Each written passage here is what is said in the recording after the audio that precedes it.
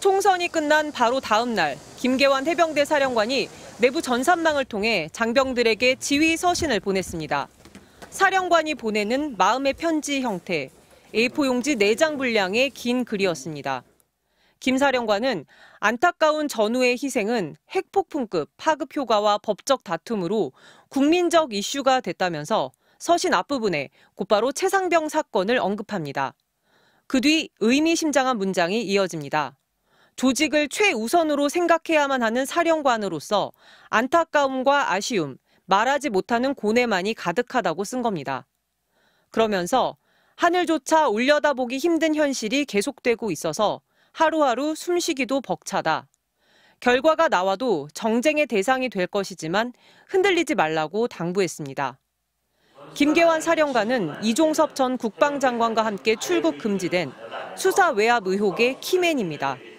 사령관님 한 말씀 부탁드립니다.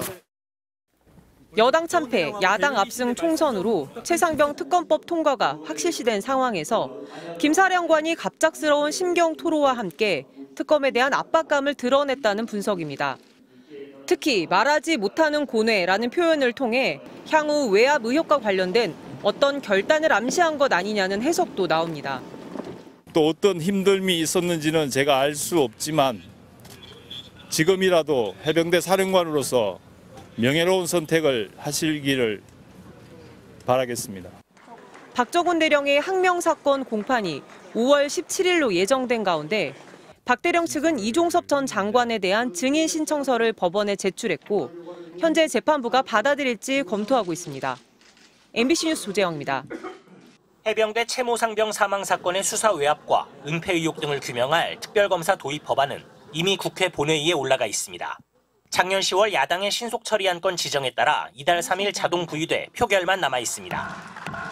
야당들은 현 국회에서 반드시 특검법을 처리하고 대통령실 연루 의혹까지 철저히 조사해야 한다며 벼르고 있습니다.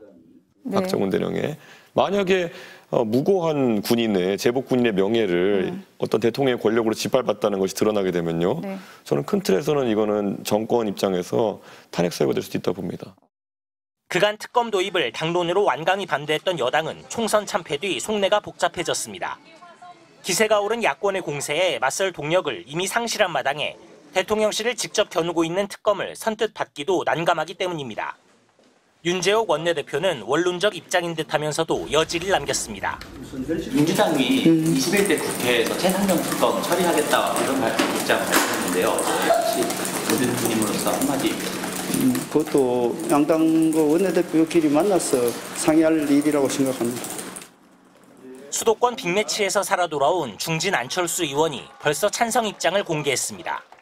저는 저 개인적으로는 찬성입니다. 그럼 찬성표 던지실 계획이세요? 저는 그렇습니다. 여야가 합의해서 통과시킨다면 윤석열 대통령의 고민도 더욱 깊어집니다.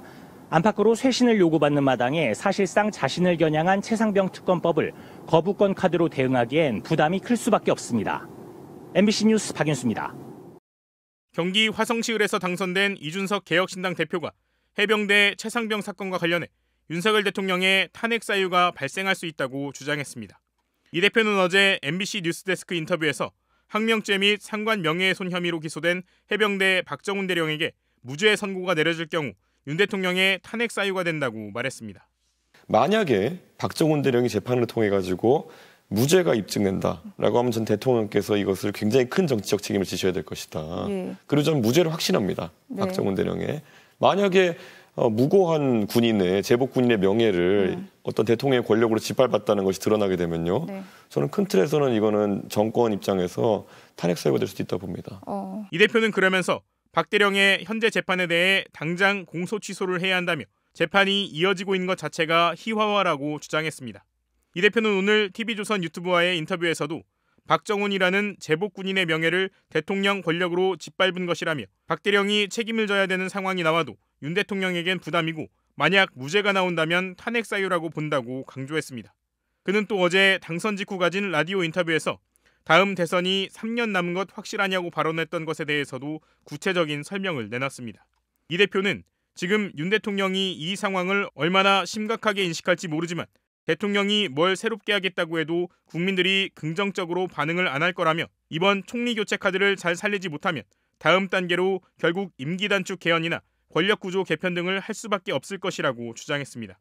이 대표는 22대 국회에서의 개혁신당 정체성에 대해선 너무 선명한 반윤이라며 대통령은 제가 국민의힘 당대표 할 때부터 제가 했던 조언들에 대해서 내부 총질이라고 했는데 제가 야당으로서 하는 외부 총질이 훨씬 셀 것이라고 말했습니다.